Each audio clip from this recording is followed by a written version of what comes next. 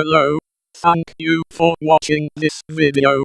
I wish to speak to you regarding the New World Order and the global government. If you are not aware of the global government that is forming, you could be asleep, in a coma, or perhaps you are chemically dumbed down.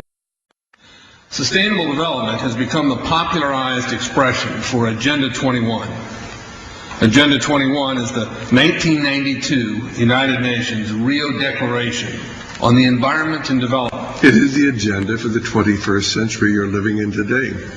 For a brave new world where everything that you cherished and held true will no longer exist.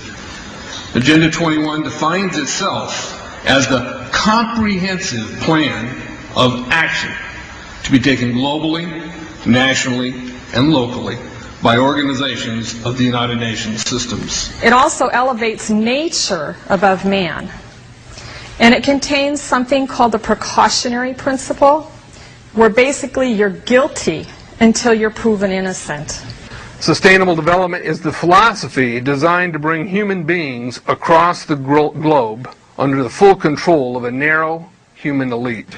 It's a 40-chapter document to basically control the world. It's based entirely on socialist control mechanisms.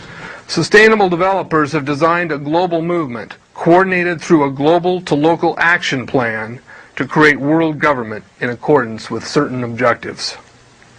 These objectives include an end to national sovereignty, the abolition of private property, the restructure of the family unit, and increasing limitations and restrictions on mobility and individual opportunity.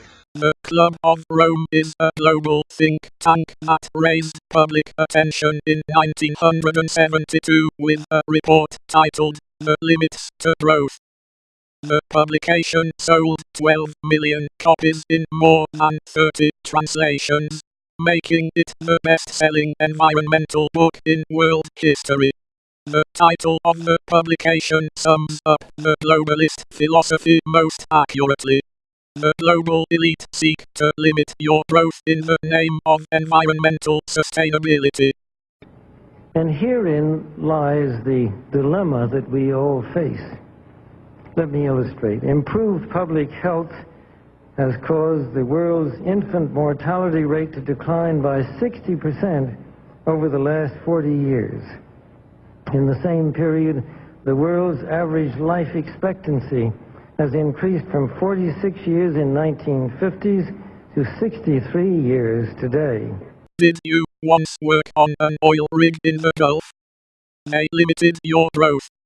Did you once work in a coal mine? They limited your growth. Did you lose your home in foreclosure because you cannot find work? They limited your growth. Economic growth is, of course, an inevitable corollary of a growing population and is essential to improve standards of living. But without careful coordination, unrestrained economic growth poses further threats to our environment. Don't you feel much better knowing that rich and powerful people seek to restrain your economic growth? Many of our elected officials will tell us that they will work towards economic growth. But once in office they seek to limit growth, as specified by UN Agenda 21. So their solution to every issue is to limit growth. And climate change is a great example. When I was asked earlier about the issue of coal,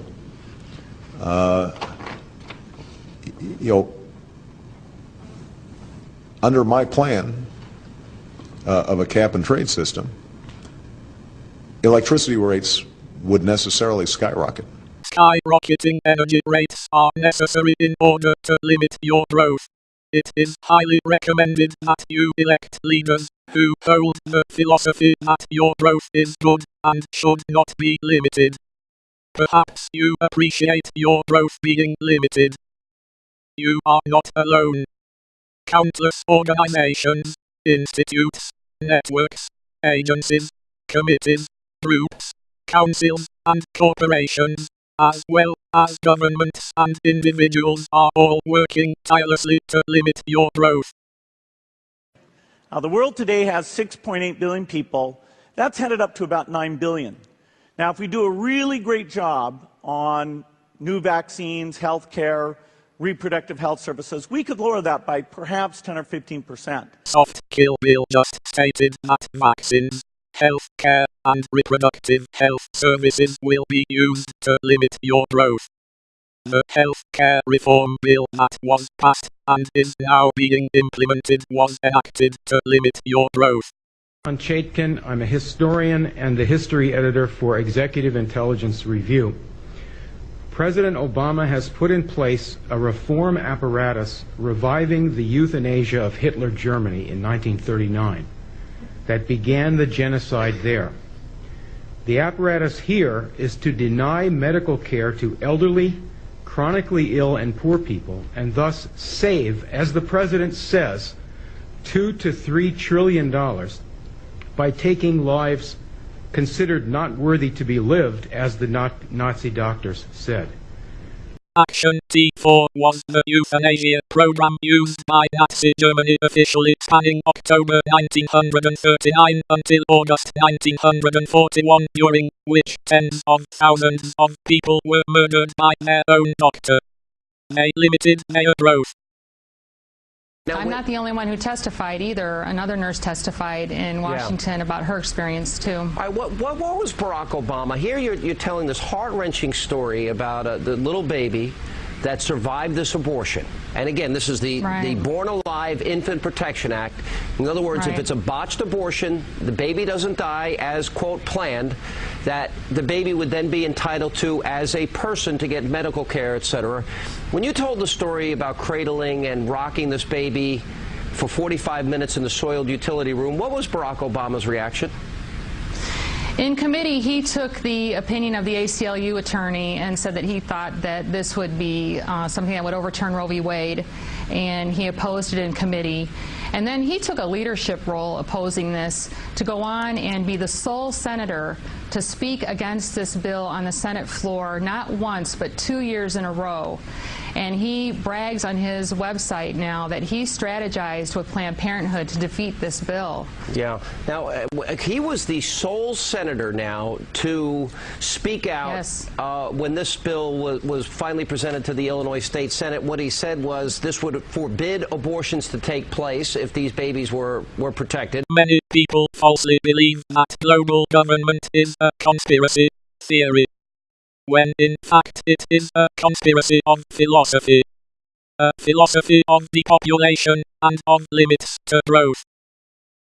But then the organizer of the meeting talked to the Times of London and said, well, the British are ready to hear this. We met to discuss how to reduce the world population through a world government.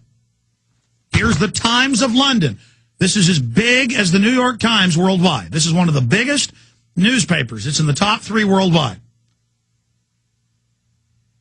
And the headline is, Billionaire Club in bid to curb overpopulation.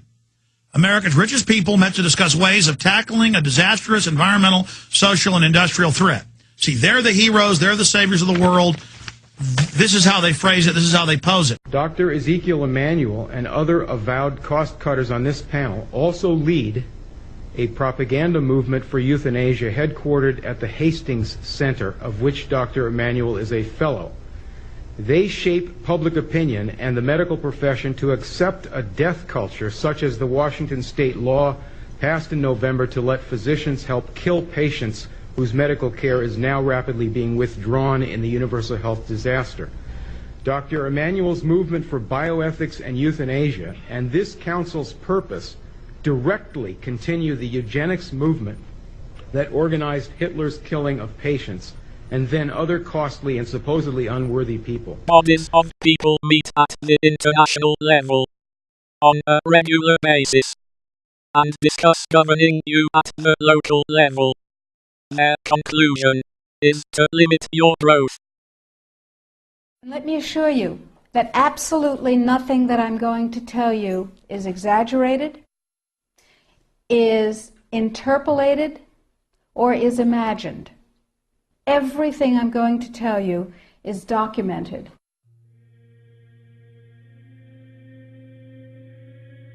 He who controls food controls the world.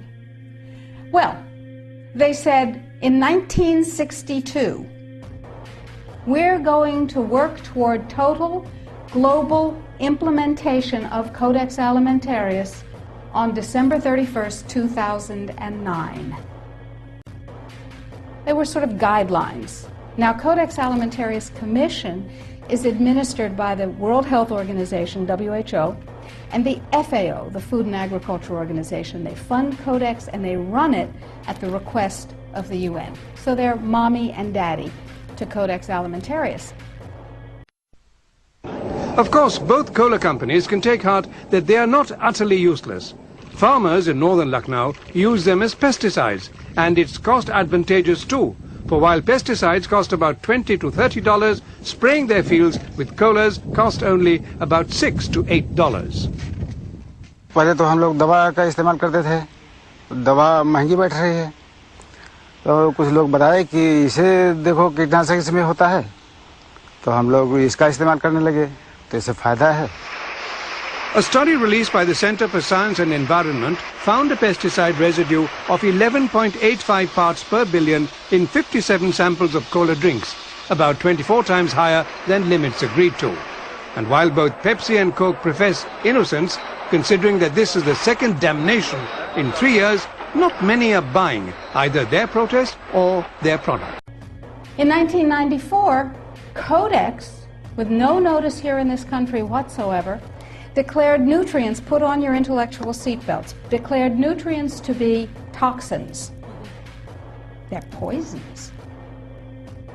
Under Codex, every dairy cow on the planet must be treated with Monsanto's recombinant bovine growth hormone. Furthermore, under Codex, every animal used for food on the planet must be treated with subclinical antibiotics and must be treated with exogenous growth hormones. Now, to give you an idea of how a type of drug can make its way into our water supply, in 2001, 61 million prescriptions of antidepressants were issued by medical doctors according to the CDC. Now, antidepressants are not a cure. They cover up symptoms, so people who are taking antidepressants end up taking them for extended periods of time. And then what happens? The person takes the antidepressant, they use the restroom because it passes through their system, and then it's sent to the wastewater treatment facility. And the wastewater treatment facility is not able to filter out that substance out of the water. So it just builds up in the environment. If you do the numbers in the WHO-FAO projections, the epidemiological projections, they estimate, not I, that just the vitamin and mineral guideline alone, when it goes into global implementation on December 31st, 2009, will result in a minimum of 3 billion, that's B, bad, big, billion deaths. 1 billion through simple starvation. Those folks who die are not particularly economically successful from the point of view of the corporations, but the next 2 billion, they will die from the preventable diseases of undernutrition. So all you environmentalists out there that kind of go, well, there are too many people, it's a tough decision, but you've kind of received the common knowledge, the open secret, that, well, I guess we do have to get rid of people. They're getting rid of you, stupid. That's why you can't have kids. That's why you're dying of cancer at 45. They're killing you, dummy. You're not part of the elite. How art thou fallen from heaven, O Lucifer, son of the morning? How art thou cut down to the ground, which didst weaken the nations, weaken the nations, weaken the nations, weaken the nations, weaken the nations, weaken the nations, weaken the nations, weaken the nations.